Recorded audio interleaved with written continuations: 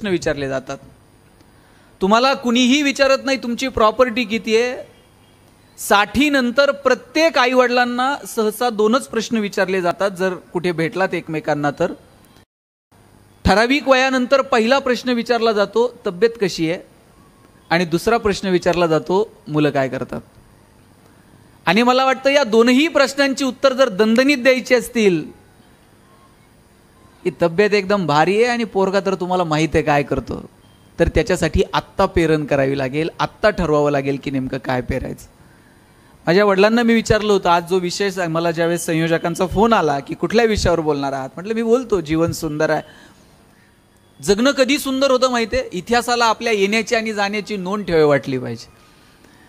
ज्या दिवशी इतिहासाला वाटेल की याच्या येण्याची नोंद ठेवावी आणि जाण्याची नोंद ठेवावी, त्या दिवशी समजावं की अरे आपण जरा चांगलं जगलो. मी माझ्या वडिलांना विचारलं की जगणं कधी सुंदर होईल, काय फॉर्म्युला आहे का.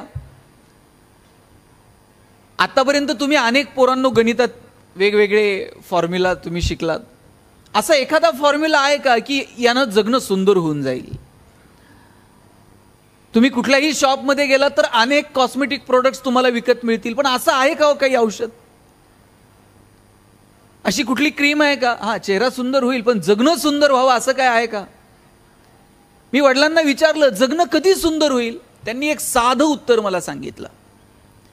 ते म्हटलं जगणं जर सुंदर व्हावं असं वाटत असेल ना तर एक तुला साधं एक गंमत सांगतो. म्हणजे काय म्हटलं, आतापर्यंत तुला ज्या ज्या लोकांनी मदत केली त्या त्या लोकांची यादी कर. मी ती यादी करायला घेतली. आजपर्यंत आपल्याला किती लोकांनी मदत केली. 10वीला असताना मला फी भरायला पैसे नव्हते, माझ्या मित्राच्या वडिलांनी दिले होते, त्यांचं नाव घेतलं. 11वीला क्लासला ज्याच्या सायकलवरती बसून जायचो त्याचं नाव लिहिलं. 12वीच्या पेपरला ज्याच्या गाडीवर बसून जायचो त्याचं नाव लिहिलं.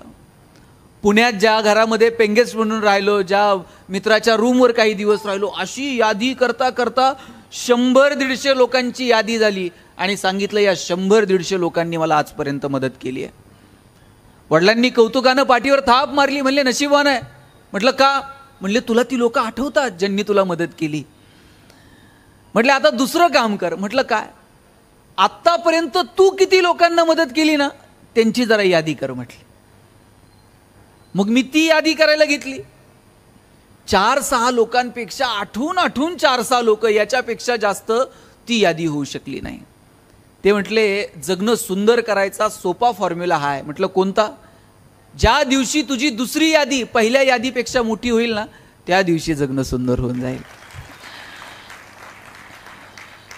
की आपण किती लोकांचं जगणं सुंदर करू शकलो, किती लोकांना उभारी देऊ शकलो, किती लोकांच्या जीवनात परिवर्तन करू शकलो. आज दीपस्तंभकडे पाहिलं तर असं वाटतं की आपण किती खुश आहोत.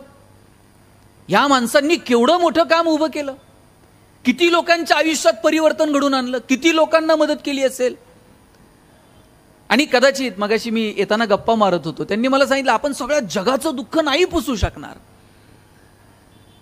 पण मी जो विषय निवडलाय, जे क्षेत्र निवडलंय त्या क्षेत्रात मात्र जेवढं काम करता येईल ना तेवढं कर. महात्मा गांधींचं एक वाक्य आहे पहा, अमर्याद क्षेत्रात मर्यादित काम करण्यापेक्षा मर्यादित क्षेत्रात अमर्याद काम करू.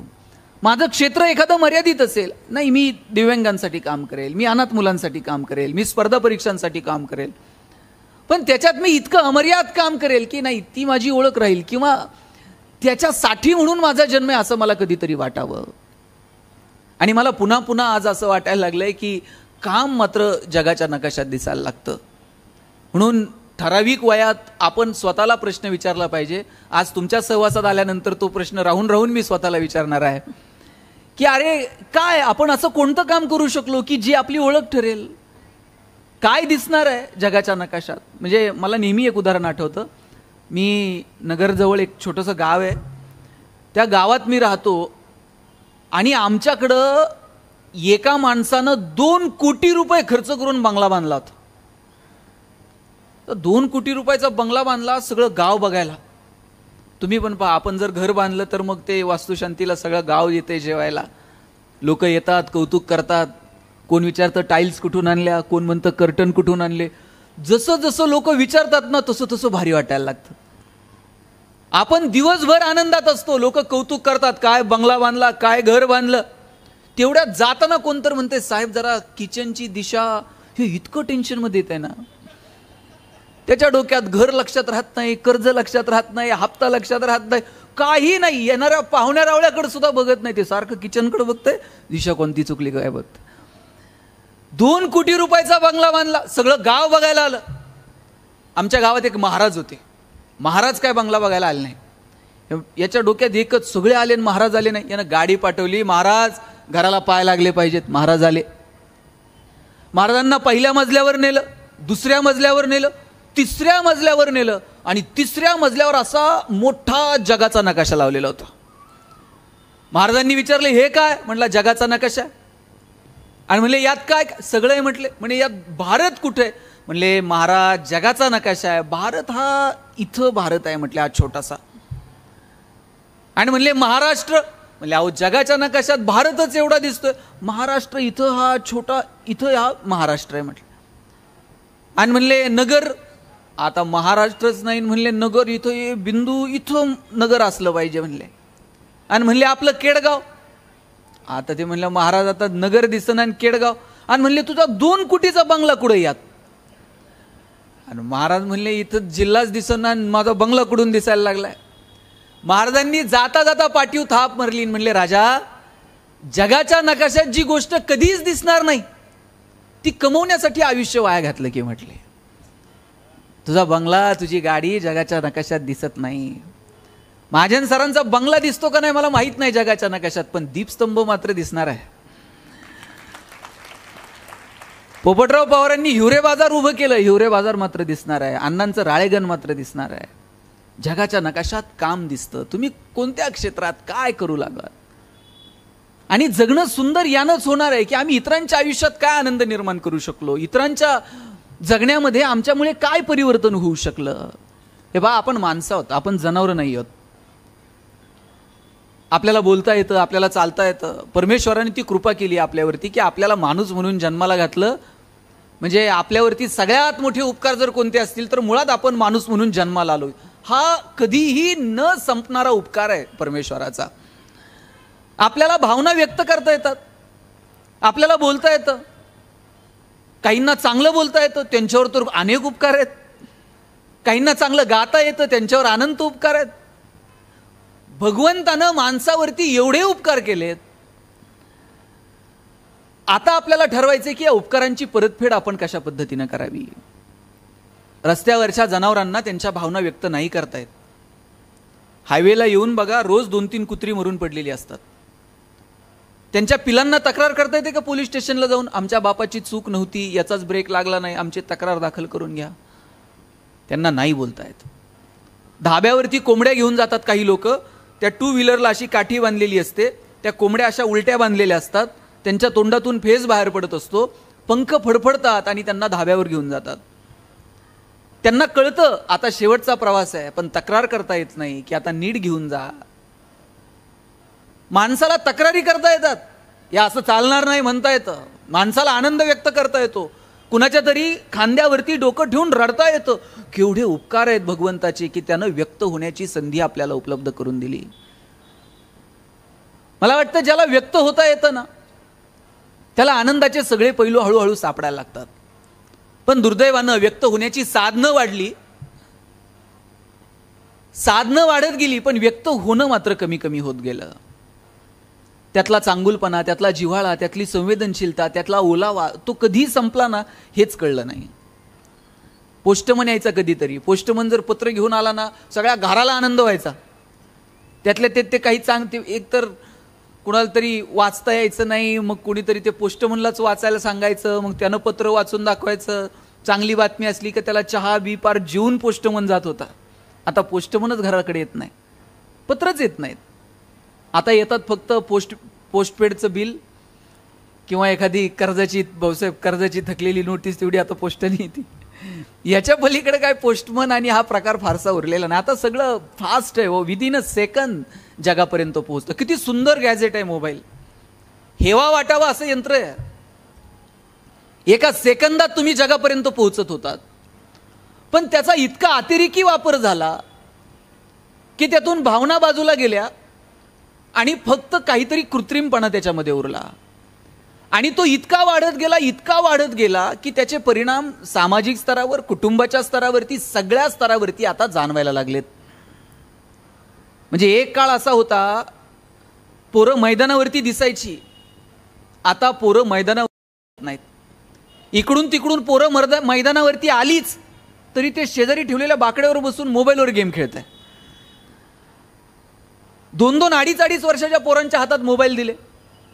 बरं, ते दिले तर दिलं, बाप इतकं कौतुकानं सांगतंय, मला कळत नाही ते त्याला कळतंय म्हणतंय मोबाईलमधलं.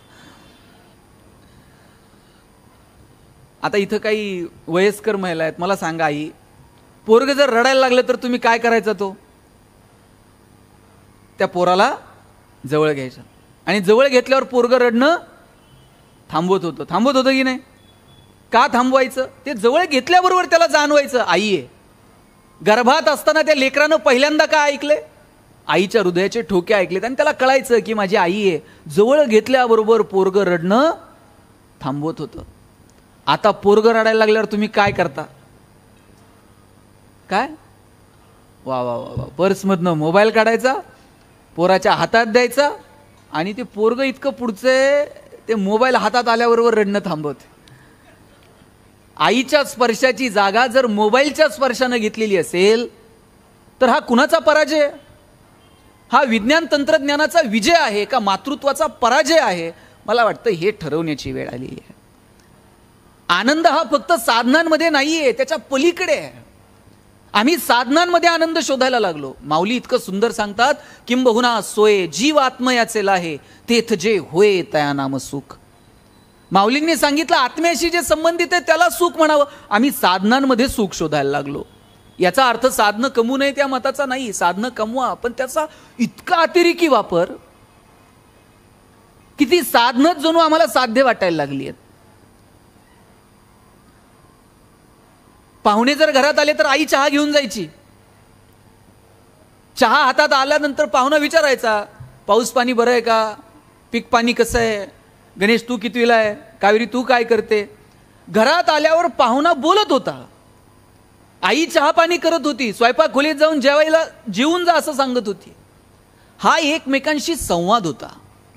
आता तुम्ही बघा, घरात पाहुणा आला आणि आई चहाचा कप घेऊन गेली, ते पाहुणा असलं विचारतच नाही पाऊस आहे का आणि पाणी आहे का. ते आल्याबरोबर विचारतंय तुमच्याकडं छोट्या पिनचा चार्जर आहे का.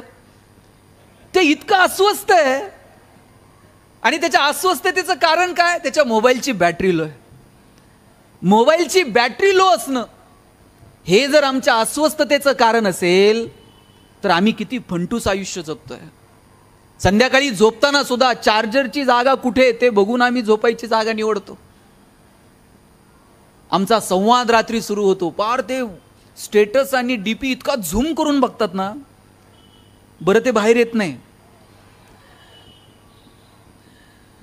म्हणजे त्याचा किती वापर कुठल्या कारणांसाठी? आता स्वच्छता, मी नवळे साहेबांना विचारलं तुम्ही होतात का स्वच्छ सर्वेक्षण मध्ये, आणि नगराध्यक्ष साहेबांनी सांगितलं की आम्ही 3 स्टार कॅटेगरीमध्ये आलोय. दिल्लीला आता बहुमानही झाला. आम्ही त्या स्वच्छता अभियानासाठी इतके फिरलो, गावोगावी फिरायचो, लोकांना सांगायचो. मोबाईलवरून विषय निघाला म्हणून सांगतो, आम्ही कॉलेजला होतो, आम्ही गावात जाऊन खराट्यानं गावं झाडून घ्यायचो. गावातले लोक असे कमरेवर हात देऊन उभे राहायचे, म्हणजे पोरांनो जरा इकडून घ्या. आम्ही ते शौचालयाचे खड्डे खांदायचो, लोक अजून 2 फूट खाली. अरे अजून 2 फूट कशाला? त्या 2.5 फुटाचाच लागतो, त्याच्या खाली विष्ठेचं विघटन करणारे बॅक्टेरिया, हे आम्ही सांगायचो त्यांना. पण नाही, ते तुम्ही आलायत ना, जसं उक्त घेतलंय तुम्ही ते करा. आणि 10-10, 15-15 हजार रुपयांचे मोबाईल लोकांच्या हातात असायचे, पण ते शौचालय बांधायचे नाही. म्हणजे इतकी वाईट अवस्था असायची. शौचालयाला निघालं तरी पोरं हातात मोबाईल घेऊन जाणार. एक बरोबर आहे ना, एका हातात मोबाईल, दुसऱ्या हातात डबा. ते बसल्यावर रिंग वाजणार, काय करतो आता, काय करतो विचारल्यावर काय सांगायचं. त्याच्यात खेड्यापाड्यात बसायचं म्हणजे कुठंतरी बांधाच्या पलीकडं, झुडपाच्या पलीकडं. याला आवाज येत नाही, हे 3दा उठून उभं राहणार, ला का रेंज नाही, थोडं मोठ्यानं बोल म्हणते. बरं, शौचालयात सगळ्याला रेंज असते, पण स्वच्छतेची रेंज कधी आमच्या डोक्यात येणार आहे? कधी आम्ही या सगळ्या गोष्टींचा विचार करणार आहोत? कधी आम्ही आमच्या मुलाबाळांसोबत संवाद साधणार आहोत? कधी आम्ही त्यांच्यासोबत प्रामाणिकपणे बोलणार आहोत? नुसती संवादाची साधनं वाढून उपयोग नाही, त्यांच्याबरोबरचा संवाद आम्हाला साधता येईल का, त्याच्यासाठी मुळात आमच्याकडे वेळ आहे का, आमच्या मुलांसोबत बोलायला वेळ आहे का. मी स्वतःला नशिबवान समजतो, मला 12 वर्ष माझ्या आजोबांचा सहवास लाभला. छोटं घर होतं आमचं पत्र्याचं, आई वडील बहीण भाऊ आजोबा आम्ही सगळे त्या 2 खोल्यात राहायचो. माझे वडील माझ्या आजोबा आणि मी, आजोबा असे क्वार्टर झोपायचे, मी खाली झोपायचो. आम्ही रात्र दोघं एकमेकांशी गप्पा मारायचो. मी जर काही सांगायला लागलो तर आजोबा म्हणायचे, अरे तू काय सांगतो, याच्यावर ज्ञानोबा असं म्हणतात, याच्यावर तुकोबा असं म्हणतात. आजोबांसोबत संवाद साधायला मिळाला. आताच्या पिढीमध्ये कितीतरी कुटुंबांमध्ये, अजून खेड्यापाड्यात बरे हो, कितीतरी शहरांमधल्या कुटुंबांमध्ये आजी आजोबाच उरले नाहीत. ज्या आजी आजोबांनी राम कृष्ण ज्ञानोबा तुकोबा समजावून सांगावे, ते आजी आजोबा बघायला मिळत नाहीत. इकडून तिकडून जिकडे शिल्लक आहेत त्यांना रामकृष्ण आठवत नाही. नातू जर म्हणला गोष्ट सांग तर आजोबा म्हणतात, एक होता राजा, त्याच्या 2 राण्या.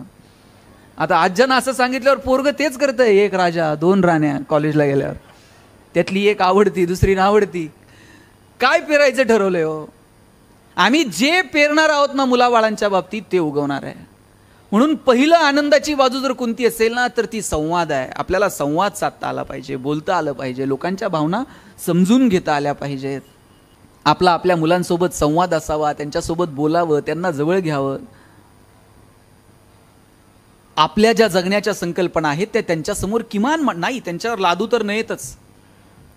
ठराविक वयानंतर पोरांना काय करायचे ते करणारच आहेत, पण ठराविक वयापर्यंत तरी किमान त्यांच्यासोबत आमचा संवाद, आमचा स्पर्श असायला हवा. 10-10, 12-12 वर्षाची मुलं होईपर्यंत बापाच्या पायावर पाय टाकून झोपत होती. आता 2-2, 4-4 वर्षाच्या मुलांचे सेपरेट बेडरूम आहेत. जुन्या काळात आईबापाला शरीराचे धर्म नव्हते का, पण होते. पण ते जोपासत असताना त्यांनी मुलांचे स्पर्श ठराविक वयापर्यंत तुटू दिले नाहीत. आम्हाला तो स्पर्श तरी आम्हाला आमच्या लेकराला देता येईल का. बापानं नुसतं पुरीकडे पाहिलं ना तरी पुरीला वाटायला पाहिजे की अरे माझा बाप माझ्यासाठी हे करतो, मला चुकून चालणार नाही. बापानं पोराच्या नुसता पाठीवर थाप मारली तरी पोराला कळलं पाहिजे की अरे नाही, माझं चाललंय ते जरा चुकीचं आहे, बापाच्या फार वेगळ्या अपेक्षा आहेत माझ्याकडनं. पण त्याच्यासाठी किमान तो संवाद, ती भाषा आपल्याला येणाऱ्या पिढीसोबत ठेवावी लागेल. येणारी पिढी आपल्यापेक्षा प्रचंड पुढची आहे. आज आपण वेळ जर नाही दिला आणि यांच्यासोबत जर ते संवेदनशील नातं आपण नाही टिकवू शकलो, नाही जोपासू शकलो, तर ही पिढी सुद्धा येणाऱ्या काळात आपल्याला वेळ देणार नाही, हे लक्षात ठेवा. दोघं नवरा बायको आयुष्यभर पैसे कमवत बसले, पण पोरांसाठी कधी वेळ दिला नाही. शेवटी दोनही पोरं डॉक्टर इंजिनियर झाली आणि परदेशात जाऊन सेटल झाली. आईबाप रोज फोन करायचे, तुम्ही तर भारतात या, नाहीतर आम्हाला तर घेऊन जा. पोरंही आली नाही, आईबापालाही नेलं नाही. एक दिवशी आई गेली, आई गेल्यावर बापानं फोन केला, जिवंत होती तोपर्यंत आला नाहीत, आज तुमची आई गेली, जमलं तर या. 2 मुलांपैकी एक मुलगा आला, आईला अग्नी दिला आणि लगेच परदेशात जायला निघाला. वडिलांनी विचारलं, राजा 8-10 दिवस थांब. ती होती तोपर्यंत जुने फोटो बघत दिवस काढले, आता घरात बोलायला माणूस उरलं नाही, जरा सवय लागेपर्यंत थांबशील. पोरानं बापाच्या हातात 50,000 रुपये टेकवले आणि सांगितलं, आईचा पेपरला फोटो द्या, भावपूर्ण श्रद्धांजली म्हणून आमच्या दोघांची नावं घाला, गावाला गोडधोड जीव घाला, पण 10 दिवस नाही थांबता यायचं. वडील म्हणले, तिनं 9 महिने पोटात वाढवलं. आई कधी म्हणली नाही, पोटाचं भाडं दे, टाळू भरली, तेलाचे पैसे दे. आम्ही तुमच्यासाठी कमवत बसलो रे, तुमच्यासाठी हिशोब मांडले नाही, तू हातात पैसे टेकून चालला. पोरगं म्हणलं, बाबा तुम्हाला आठवतं का, शाळेत पहिल्यांदा भाषण करणार होतो, तुम्हाला म्हटलं माझं भाषण ऐकायला या, तुम्ही 50 रुपयाची नोट हातात टेकवली, सांगितलं आज महत्वाची कामं आहेत, तू जा. शाळेत पहिल्यांदा गाणं म्हणणार होतो, म्हटलं बाबा 15 ऑगस्टला गाणं ऐकायला याल का, तुम्ही 100 रुपये हातात टेकवले, पण कधी माझ्यासोबत शाळेत आला नाहीत. बाबा ज्या वेळेस मला वाटलं तुमच्या हातात हात घालून फिरावं, त्यावेळेस तुमचा हात मिळाला नाही. ज्यावेळेस वाटलं तुमच्या खांद्यावर डोकं ठेवून रडावं, बाबा तुमचा खांदा मिळाला नाही. आता आमच्याकडे खूप पैसे आहेत, पण 10 दिवस एवढा वेळ नाही. वडील म्हटले, दोघांना फोन केलता, एकटाच आला, थोरला का आला नाही. पोरगं म्हटलं, दादाला म्हटलं होतं चल, आईला शेवटचं बघून येऊ. मग दादा म्हटला, मला महत्वाची कामं आहेत, आईच्या वेळेस तू जा, बाबांच्या वेळेस मी जाईल. आई वडिलांना सुद्धा दिवसांसाठी वाटून घेणारी मुलं जन्माला येतील, आणि याच्यासाठी साहेब आमच्या पिढीचा आमची पिढी कारणीभूत नसेल, तुमच्या पिढीचा गाफीलपणा कारणीभूत असेल. आमच्यासाठी पैसे विषय कमवून ठेवायच्या फंदात अजिबात पडू नका. आमच्या मनगटात रग निर्माण करता येईल का कमवण्याची, आणि तेही चांगल्या मार्गानं. आमचे वडील सांगतात, वाईट मार्गाने मिळवलेले पैसे म्हणजे प्रेतावरची फुलं आहेत, हसूही देत नाहीत आणि रडूही देत नाहीत. 10 साखर कारखान्याचे शेअर्स घेता येतील, पण डॉक्टर सांगतील चमचावर पण खाऊ नका. दिवाण बनवून घ्याल झोपायला 10 लाखाचा, पण डॉक्टर सांगतील मनक्यात गॅप आहे, चटईवर झोपत चला. आम्ही कुठे घेऊन जाणार आहोत? एक दिवस असा येईल की तुम्हाला तुमची प्रगती समाधानाच्या पातळीवरती मोजावी लागेल. तुम्हाला मी साधं उदाहरण सांगतो. मी ज्यावेळेस कॉलेजला गेलो त्यावेळेस माझ्या सरांनी मला विचारलं, गणेश तुला MBA कशात करायचं? म्हटलं मला ह्युमन रिसोर्स मॅनेजमेंटमध्ये MBA करायचं. वर्गात ते प्रत्येकाला विचारायचे, कोण MBA कशात करणार? आमच्या वर्गात एक बोबडं बोलणारं पोरग होतं. मुलांना तुमच्यासाठी सांगतो, तुम्हाला वाटतं मला बोलता येत नाही, मला हे करता येत, असले न्यूनगंड मनात ठेवायचे नाही. मी गरीब कुटुंबात जन्माला आलो, मला ह्या सुविधा नाहीत, असलं काही नसतं जगात. सुख दुःख हे सगळं आपल्या आपल्या भोवती फिरत असतं. त्या कोशातून ज्यांना बाहेर पडता येतं ना, त्यांचं जगणं समृद्ध होतं. त्या पोराला बोबडं बोलायचं, नीट बोलता यायचं नाही. त्याला विचारलं MBA कशात करणार? पोराने ठणकून सांगितलं मार्केटिंगमध्ये MBA करणार. म्हटलं सर, म्हटले र बोलता येईन तू मार्केटिंग, तुझं बॅकग्राऊंड कॉमर्स आहे, फायनान्समध्ये कर. पोरग वर्गात उठून उभं राहिला, म्हणला चल कलनाल तर मार्केटिंगमध्ये MBA कलनार, नाही तर शिकणार नाही. म्हटलं सर म्हणले तुला काय करायचंय ते कर, परीक्षा घेऊयात आणि शोधूयात कुणामध्ये मार्केटिंगचं टॅलेंट आहे. म्हटलं ठीक आहे. आम्हाला 100 पोरांनो रामायणाच्या प्रती दिल्या आणि सांगितलं या रामायणाच्या प्रती बाजारात जाऊन विकून यायच्या. ज्याच्या सगळ्यात जास्त प्रती विकल्या जातील आपण समजूयात की त्याच्यामध्ये मार्केटिंगचं टॅलेंट आहे. म्हटलं ठीक आहे. आम्हाला वाटलं आम्ही बोलणारी पोरं अशा 100 प्रती विकून येऊ बाजारात. 8 दिवस बाजारात फिरलो. 9व्या दिवशी वर्गात आलो. सरांनी विचारलं, गणेश 100 पैकी किती प्रती गेल्या? म्हटलं 4. राहुल 8, संतोष 10. मार्क मिळवणारी पोरं पण 20 पेक्षा जास्त प्रती कुणाच्याच गेल्या नाही. ते बोबडं बोलणारं पोरग मागच्या बाकावर बसायचं. त्याला विचारलं तुझ्या किती गेल्या रे? म्हणला सल 100च्या 100 प्रती विकून आलो. म्हटलं सर, म्हटले केलं काय? मार्केटिंगची कोणती स्ट्रॅटेजी, कोणतं रेफरन्स बुक? म्हणला काहीच केलं नाही. म्हटले मग? लोकांच्या दालात जायचो, उभं राहायचो, बेल दाबायचो, लोक बाहेर यायची.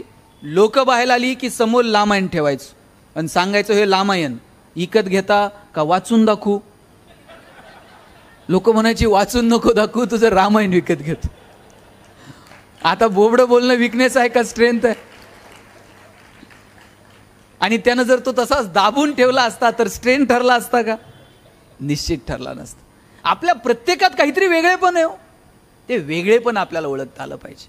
ज्या दिवशी आपल्याला आपल्यातलं वेगळेपण सापडलं ना, त्या दिवशी जगणं सुंदर आहे. आणि तुमच्यासाठी मदत करणारे असे असंख्य हात आहेत. ज्या दिवशी असं वाटेल ना आपल्याकडे काय थोडंसं असं खचल्यासारखं वाटेल, त्यावेळेस सरांकडे बघायचं. मला वाटतं आईबाप म्हणून काही नाही तर किमान मोठी स्वप्न तर पोरांना दाखवा की अरे तू करू शकतो, मी आहे तुझ्यासोबत. ते पोरग काही वेगळं करायला गेलं का बाप सांगतंय अंथरून पाहून पाय पसर. चला ते पोरग हातपाय खोडून खोडून मरून गेलं, पण बापानं काही त्याला कधी बापानं सांगितलं पाहिजे हातपाय पसर, अंथरुणाचं काय करायचं तुझा बाप बघल. एवढी धमक आपल्याला आपल्या लेकरात निर्माण करता आली पाहिजे. ही धमक, ही स्वप्न तरी किमान आपल्याला आपल्या मुलांना दाखवता आली पाहिजेत. अहो आयुष्यातला संघर्ष त्यात सुद्धा मजा आहे. ज्यावेळेस तह झाला आणि किल्ले द्यावे लागले मिर्झा राजेला, औरंगजेबाला भेटायला निघाले राजे. जाताना एकटे गेले का? एकटे जाऊ शकले असते, पण संभाजीराजांना घेऊन गेले. एखादा बाप म्हटला असता पोराला इकडं संकटात कुठं, पण शिवाजीराजे घेऊन गेले संभाजीराजांना. का? आत्तापर्यंत तू जिंकणं बघितलं, संघर्ष सुद्धा कळायला नको? आयुष्यातला संघर्ष कळावा. मधला जो प्रवास आहे, या प्रवासात काहीतरी गप्पा झाल्या असतील का नाही शिवाजीराजांच्या आणि संभाजीराजांच्या? तिथं आग्र्याला पोहोचेपर्यंत काय बोलले असतील शिवाजीराजे संभाजीराजांना? स्विस बँकेत आपला अकाउंट आहे, पासवर्ड सांगून जातो, पुण्यात आपले 2 फ्लॅट आहेत. काय बोलले का असतील शिवाजीराजे? शिवाजीराजांनी सांगितलं असेल शंभूराजे आतापर्यंत जिंकणं बघितलं, चला आता संघर्ष पहा. घेऊन गेले. राजबिंडा संभाजीराजा पाहिला ना, औरंगजेबाने एक हत्ती भेट म्हणून दिला संभाजीराजांना. आणि थोडीशी गंमत करावी म्हणून दिलेर खान म्हटला, शंभू राजे आप इतने छोटे हो और हाथी इतना बड़ा है, इस हाथी को आप महाराष्ट्र में कैसे ले जाओगे. एवढा एवढासा संभाजी राजा दिलेर खानाच्या डोळ्यात डोळे घालून सांगतोय, तो जानवर है, बैठ कर जाएंगे, नहीं आया तो खींच कर ले जाएंगे, लेकिन हमारे आबा साहब ने जो आपको किले दिए हैं वो तो अभी महाराष्ट्र में है, उन्हें आप आगरा कैसे ले आओगे. एवढा एवढासा संभाजी राजा, पण माहित होतं तहात दिलेत, गेल्यावर घेऊ की परत. आत्ता तहात दिलेत तुम्हाला, महाराष्ट्रात गेल्यावर परत घेऊ. अरे लढणं काय असतं पेट. अरे कोणत्याही संकटाच्या समोर आहे ना असं छाती काढून उभं राहता आलं पाहिजे. संकटाला सुद्धा वाटलं पाहिजे कुठून याच्या नादाला लागलो. तुम्हाला ते महमूदचा पिक्चर माहिती आहे का. ते महमूद, आता तुम्ही तुमच्या पिढीने हे पिक्चर पाहिले असतील. मला तो सीन इतका माझ्या मनावर कोरला गेला. त्या महमूदच्या अशी छातीवर बंदूक ठेवली एका गुंडानं आणि त्याला विचारलं, बोल तेरी आखरी ख्वाहिश काय. कसलं संकट आहे हे. छातीवर बंदूक ठेवून त्याला विचारलं, बोल तेरी आखरी ख्वाहिश क्या है. महमूद म्हटला, आखरी ख्वाहिश तेरी बंदूक मुझे दे दे म्हटला. अरे कसलं भन्नाट आहे. असं संकटाच्या सुद्धा डोळ्यात डोळे घालून मिश्किलपणे कधीतरी बघता आलं पाहिजे. संकट सगळ्यांच्या वाट्याला आहेत, त्यातले गमतीचे प्रसंग शोधा. हे आयुष्य परत नाही. आणि देव किती सुंदर वागलाय हो तुमच्या माझ्यासोबत. जन्म लेण्याची बातमी 9 महिने आधी सांगताय. कोणतरी येणार आहे, तयारीला लागा, कुणीतरी येणार आहे, कुणीतरी येणार आहे. 9 महिने आधी संकेत येतात की जन्माला येणार आहे. जायचं 2 मिनिट पण आधी सांगत नाही. आणि जायचा जर मेल आधी पाठवला असताना देवानं, आटपून घ्या, लोक मेल आल्याबरोबर गेली असती. अरे काय म्हणले असते. काल एक जणाला विचारलं, ते ससा कासवाची गोष्ट माहिती आहे का पुरींनो तुम्हाला. ससा कासवाच्या गोष्टीत कोण जिंकलं. कासव जिंकलं. कासव जिंकलं. मी पोरांना विचारलं, या गोष्टीतनं काय शिकलात. ते म्हटलं, काय शिकलात म्हणजे काय, रेस हारली तरी चालेल पण दुपारची झोप झाली पाहिजे म्हटलं. तुम्ही माहिती आणि ज्ञानात गफलत करू नका. आम्हाला काय मिळवायचंय, काय कुठे घेऊन जा. 2 मार्क पोरांनो कमी पडले एखाद्या विषयात तरी चालेल, याचा अर्थ कमी पाडू नका, पण पडले तरी हरकत नाही. पण आम्हाला समाज कळतो का, समाजातले प्रश्न कळतात का, आम्हाला देश कळतो का, आम्हाला निसर्ग कळतो का, आम्हाला समाज कळतो का. या दृष्टीनं थोडा विचार व्हायला हवा. डॉक्टर होतील हो, पण समाजाची नाडी कळेल असे डॉक्टर आम्हाला निर्माण करता येतील का. अभियंते येतील हो, पण समाज अभियंते आम्हाला निर्माण करता येतील का. अधिकारी होतील, परंतु आम्ही कशासाठी अधिकारात आहोत असं कळणारे अधिकारी येतील का. म्हणजे नेवाळे साहेब, अजूनही तलाट्याकडे जायचं असेल तर आमचा शेतकरी घाबरत घाबरत जातो. भाऊसाहेबाचा मूड नीट असेल का. हा नोकरशाहीचा सगळ्यात मोठा पराजय आहे की आमच्याकडे येताना लोकांना भीती वाटावी. जोपर्यंत ते असे बिनधास्त आमच्याकडे येत नाही, साहेब एवढं काम आहे, तोपर्यंत नोकरशाहीचा विजय नाही. असे देशप्रेमानं समाज हितासाठी ओतप्रोत भरलेले अधिकारी आम्हाला घडवता येतील का. मला वाटतं ही खरं तर आजच्या समस्या आहेत. त्याच्यासाठी येणाऱ्या काळात आपल्याला काम करता येईल का. मला वाटतं याचा विचार व्हायला हवा. म्हणून मला आपल्या सगळ्यांसोबत आज या व्याख्यानमालेच्या निमित्तानं फक्त 1-2 विषयांना स्पर्श करून मी थांबेल. निसर्ग, समाज आणि अर्थकारण हे जे 3 मुद्दे आहेत याच्यावरती वारंवार चर्चा व्हायला हवी, याच्यावरती काम व्हायला हवं. कोरोनाच्या काळात 2 वर्षात आपल्याला आपण किती शूद्र आहोत हे कळालं. आणि निसर्गानं याच्या अगोदर अनेकदा आपल्याला चाहूल दिलेली आहे की बाबा थांब जरा, आटोक्यात घे. निसर्गाला किती ओरबडावं. नेपोलियननं तिकडे युरोप जिंकला, जाताना लाखो सैन्य घेऊन गेला. शस्त्रांच्या जोरावरती नेपोलियनला युरोप जिंकता आला, पण युरोप जिंकल्यानंतर तिथं पिवळ्या तापाची साथ आली आणि त्याच्यात त्याचं सैन्य स्वतःला टिकू शकलं नाही. मोजकं सैन्य परत घेऊन नेपोलियनला परत मायदेशी परतावं लागलं. शस्त्रांच्या जोरावरती युरोप जिंकता आला, पण साध्या पिवळ्या तापाच्या साथीसमोर त्याचं सैन्य टिकाव धरू शकलं नाही. निसर्ग शस्त्रांच्या जोरावरती जिंकता येणार नाही. चीनमध्ये मिंग राजवट होती, तिथं पण अशीच साथ आली.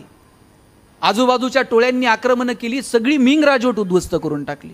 दक्षिण आफ्रिकेमध्ये जनावरांचा प्लेग आला, सगळी जनावरं मरून गेली. जनावरांवरती आधारित उद्योग व्यवसाय सगळे लयाला गेले.